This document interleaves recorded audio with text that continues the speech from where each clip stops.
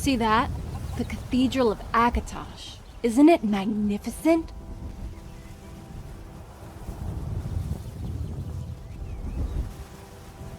You know, when I was a little girl, I always dreamed of one day getting married in that cathedral. A beautiful white wedding, with music and bridesmaids and all that, you know, stuff. Every little girl's dream, right? Fat chance of that. Now I'm nobility. I have to toe the line. Everything is all prearranged. You towing the line? I can't imagine that. Yeah, I'll be lucky to have any say about anything, let alone where I'll get married. It'll probably be in that burned-out wreck in Leowin if Bobby can find the time to get off his ass and propose. I'm sure you'll find a way to twist his arm. Or neck. I like that. Yeah. But know this. If he ever hurts you, I'll rip off his head and shit down his neck. What? I can't believe you just said that. What is wrong with you? Just doing my job. Hey, you don't own me, okay? This is a different side of you I haven't seen before, and I don't like it. Not one bit. Gods! I can't help the way I feel about you. I know it must be so difficult for you. And if this were anywhere else, I would be in your arms tonight. Don't look so surprised. Of course I still love you. I will always love you with all my heart. But things have changed. I did what you wanted. I forged a new life. A life I so deserved, just like you said. It's not been easy.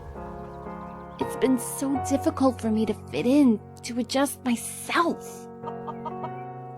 But I need to know you understand no matter how we feel about each other. This is what I must do. No, this is what I want. Rigmor. Please don't ruin it for me, Dragonborn. Please don't. Not now. Promise me. Don't make me promise. Promise me, Dragonborn. Please don't hurt Bobby. If anything were to happen to him, I will never forgive you. I won't ruin it for you. And I won't hurt Bobby.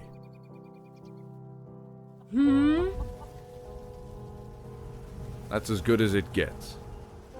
No promises. Let's go.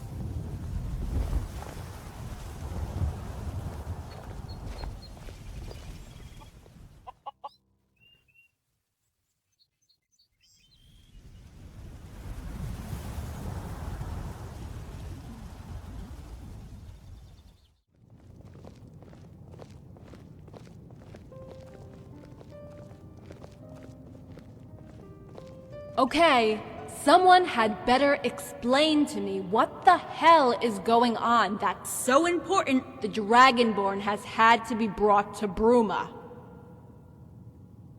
Rigmor! Please, calm down, my child. We only have your best interests at heart. Hey, I'm not mad at you, Frithov. No one tells me anything these days. How am I expected to behave? Perhaps you could start behaving like a countess is expected to behave. That would be a start. Back off, Malisam. I am not going over this all over again. And Mother agreed to take care of things. And if it were not for her, what then? Do you think she enjoys taking responsibility in your absence? No, she endures. She tires. We're all tired of your gallivanting and flaunting with that common bandit boy, that common ruffian. Here we go again. How dare you! Might I remind you the only reason you're here is to protect and serve. Serve being the apt word here, Malisam. Serve? Yes. And I do. But to protect? You have no idea, do you? None at all, just how much danger your life might be in. And yet you come swaggering in like an arrogant, spoiled brat whenever you feel you can be bothered to grace us with your presence. Look at your mother. She wants only what's best for you, as do we all. Stop! For the love of the gods, stop it! I can't take any more of this shit!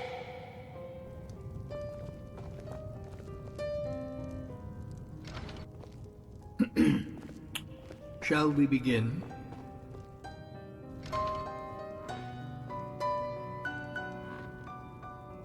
Okay, Malasa. Let's get this over with.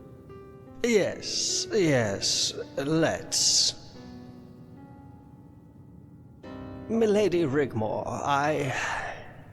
I feel I must apologize most profusely for my seemingly lack of respect.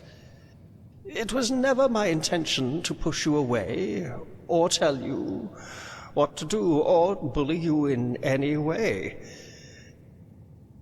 It pains me to think we have grown apart since our arrival, and I would like to make amends, if you'll allow me. It's okay, Melsam. I'm sorry too. And you're right. I have been acting like a spoiled kid. Also, let's ditch this milady crap, at least between us in private. Everyone here has only your best interests at heart, Rigmor, especially Court Advisor Malison. You are bound to your bloodline, and there's nothing you or anyone here can do about that. But it has offered you a better life, and with it does come responsibilities. Lady Sigun has done her best, but as you can no doubt see, the responsibility has taken its toll on her. I think it has only been compounded by her worrying about your visit to the Imperial City. Don't worry, I'll make it up with Mom. Once I sign the damn document, I'll come stay here. At the castle. And resume my duties. Or at least, at best, be here to help everyone take care of things here. Is Lady Sigun all right, Keris? She's sleeping now. She wants you to carry on without her. No. Please sit, Keris. Okay, what's the big deal? I am to become your guardian protector again. Then there must be a very good reason, right? Malasam? As we know, Bruma has been a free city since Sethius took control, and we have been left alone to do as we wish. All the Counts of Cyrodiil signed the noble decree, apart from us. Then, all of a sudden, out of the blue, you, Rigmor, are summoned to the Imperial City because of some minor legal discrepancy. Apparently, according to the Lord Chancellor, your name must be added to the noble decree to fully endorse the coronation. So Sethius can proclaim himself Titus Mede III. It doesn't feel right, and the Lord Chancellor, Martin Blackwell, is a rather slippery fellow, and I don't trust him. As a matter of fact, I don't trust any of them. If they know of your ancestry, that you carry in your veins the blood of Titus Mede I, you would be in peril. All of us would be. You would be seen as a pretender to the imperial throne by blood. But you know I don't care about all that. I wouldn't even think of it. I don't want that. We discussed all that already when we first arrived. And again when the Emperor disappeared. Rigmor, my dear child, you would not have any say in where the events would take you if they knew. But we simply just don't know. We can't allow you to go to the Imperial Palace alone or with a small escort. You would be powerless. The Guardian, however, is the hero of Whiterun, defeater of Alduin, and Dragon Slayer. Commander of the city garrison, and guardian protector to the Countess of Bruma. How many men do we have, Friathoth?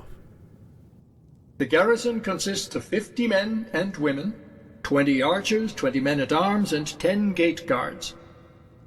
We have 10 heavy sergeants inside the keep for internal security, all under Captain Grimbold. Thank you, Friathoth. We will need them battle-ready. Affirmative, Guardian. If they do have any ulterior motives that would endanger you, Rigmor, with the Guardian beside you, they would be forced to think again. With you escorting Rigmor to the signing, we are sending a very clear message. Your reputation goes before you. I would wager your arrival has not gone unnoticed as we speak. If they had any designs on removing a true pretender from the scene, would it now be worth the inconvenience? If they did, it would be because of their paranoia. It would indeed be prudent of them to remove her. We would find where they sent her, prepare for a siege because any rescue attempt would be illegal, and Bruma County would become outlawed. It may be this document signing is real, that there are no suspicious activities behind it, then that would mean you simply sign the decree, attend the coronation, and return home. At least, if that were the case, we have also made it apparent we are a force to be reckoned with. However, my mistress has warned me to be careful, that there may be dark undertones. She can sense ripples in the void. Boethiah has become rather fond of you, Rigmor. For whatever reason known only to her, your well-being has become her priority. By the gods. The Guardian and I have also discussed the true identity of Sethius' wife, Morag. But there is evidence to suggest she, for whatever reason, or both of them, were complicit in the disappearance of the lost children that happened over a 10-year period. It all fits in. Sethius' rise from the bandit ranks to usurp the imperial throne, even possibly that Morag Sethius owes her youth and beauty to the lost children brought to the table. How would she do that? We simply don't know. But I aim to find out. Who will be there at the Imperial City? And what can we expect, Malasan? All the high nobles from their counties and their entourage, bodyguards, etc. It's protocol. If there's one thing the new dynasty adheres to, it's protocol. In fact, we just received word most will be arriving shortly, in the next few days. You would sign the decree, and be expected to stay at the Imperial Palace for the coronation the next day. There will be entertainment laid on, and you would be required to attend. I won't leave Rigmor alone. For one moment. You won't be expected to, and you'll have adjoining rooms. Rigmor, Robert de Medallius will be there with his father, Count Leowin. Please refrain from any uncourtly antics, and remember you're there on official business. You must act accordingly. Like, yeah, right. Let's prepare for the worst, Malasan. What if there is trouble? Well, the scenario would go something like this. They will apprehend and arrest you both, but as Rigmor is Countess, a noble, they would need to provide evidence to support their claim. The claim being Rigmor is a pretender and is actively plotting to overthrow the imperial throne. Whatever. It would have to be watertight. Any negative action against a noble would cause dissent amongst them. Sethius would not be able to contain a revolt now as he did 2 years ago. Part of the agreement the white gold settlement of 4th Era 203, was that he would be recognized as the legitimate King of Cyrodiil and Emperor of the Imperial Territories as long as the Bandit army was incorporated into a new Imperial army and distributed between the 6 houses of Cyrodiil. Bruma wasn't counted in the settlement as it was declared a free city at the time, but we still had to pay homage and legally accept Ariel Sethius as Emperor, which we did at that terrible time. Also written into the agreement after the former Count Leowin and his family were slain during the Subjugation War was a legally binding contract that no noble house be under threat of subversion and the death penalty be abolished. Ah, the Nobility Protection Act. The counter-contract by Sethius was the Provincial Self-Defense Edict. Any person, no matter their social standing, drawing a weapon to harm others unless in the act of self-defense, revokes their privileges, and the persons they represent are summarily executed. Are you telling me that I cannot draw my weapon to protect Rigmor? Not in the Imperial City, or you'll both be killed. We will all be killed. We are fighting a different battle, Guardian, with different rules. The worst they could do is place Rigmor in exile. However jittery they might become, the nobility would be less likely to rock the boat, as they say, than if she were executed for treason. He would hold Rigmor as a hostage in exile, to keep Bruma in check. The nobles would all demand it. So, what if the Count did revolt? Sethius would be in serious trouble, right? Yes, but only if the ratio was in their favor. You can count Leowin out, as the Baron is fiercely loyal to Sethius. Leowin also has the largest army. Anvil is aligned to Leowin, as they are trade partners, and favors Sethius for his quick response to the Red Guard nomad raiders by sending Marshal Quintus Vitalis, who commands the second largest army to permanently protect the Cyrodiil frontier against the border raiders from Hammerfell.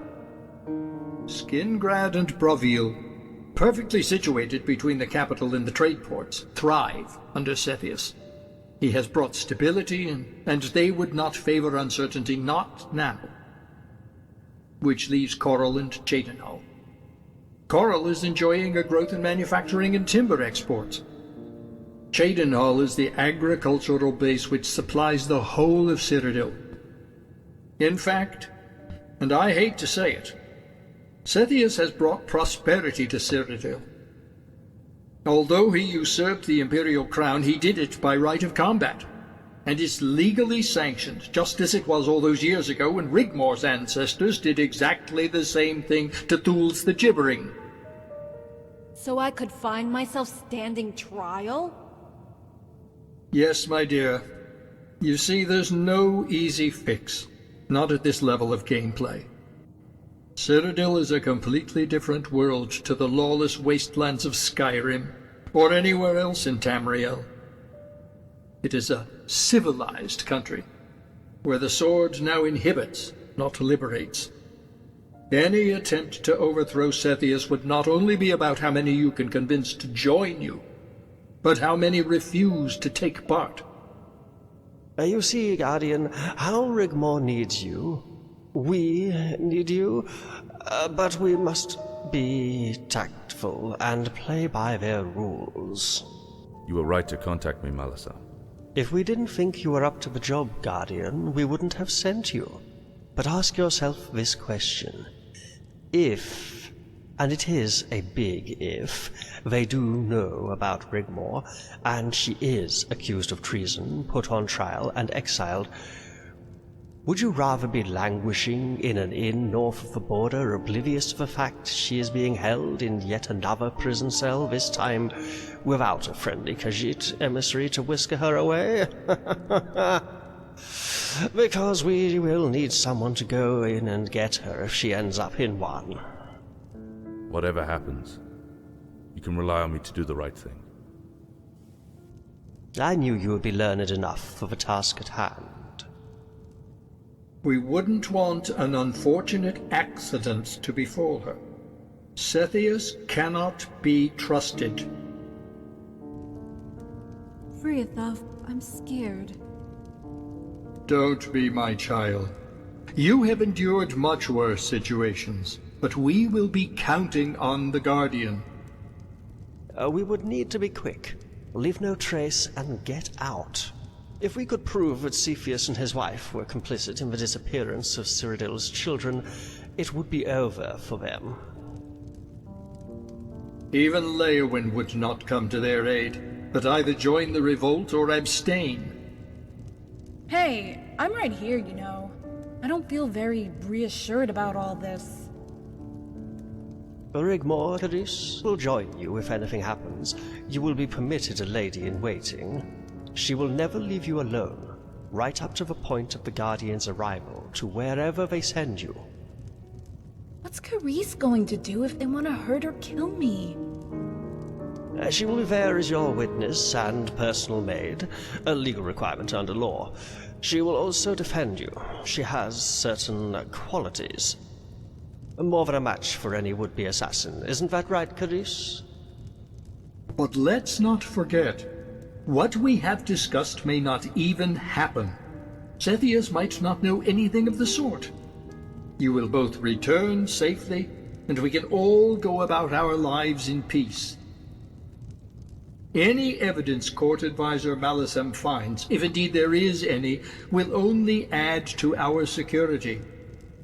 But both of you must be wary, and keep your wits about you.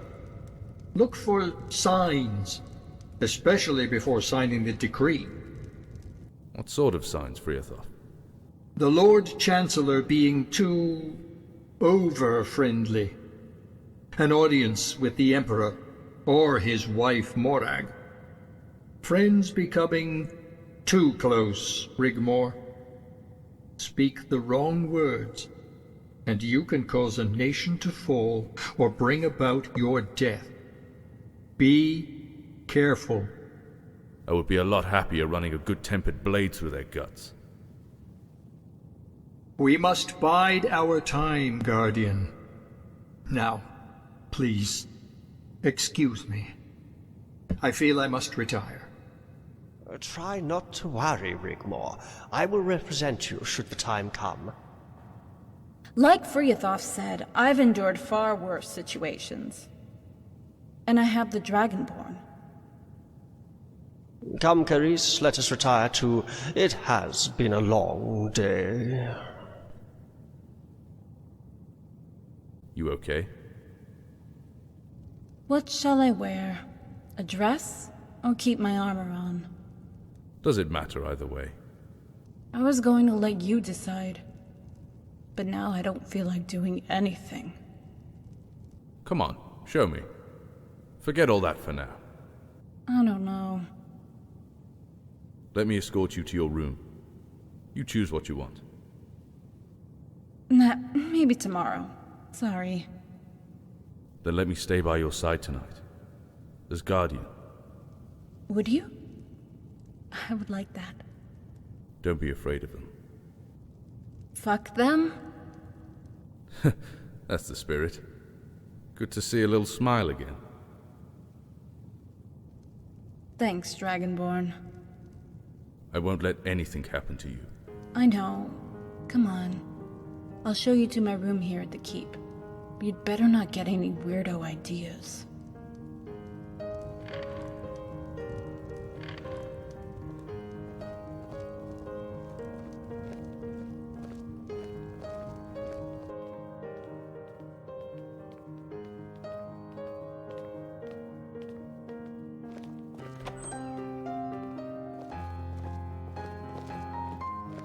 I hate it here, but I'm so tired now.